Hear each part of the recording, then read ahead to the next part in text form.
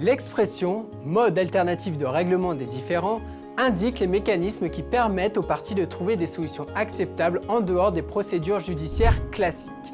La médiation est l'un de ces modes alternatifs.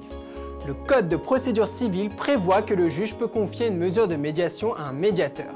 C'est ce que l'on appelle la médiation judiciaire.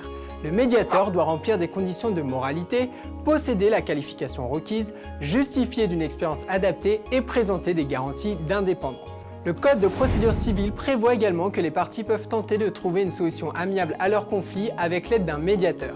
C'est la médiation conventionnelle. Les huissiers de justice ont été autorisés par un décret du 23 septembre 2011 à une activité de médiation conventionnelle ou judiciaire. Ces missions sont désormais intégrées dans le statut des huissiers de justice puisque la loi les autorise à faire mention de leur qualité en matière de médiation.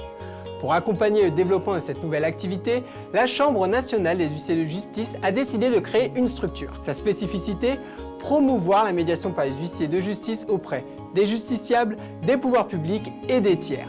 C'est le Centre de médiation des huissiers de justice.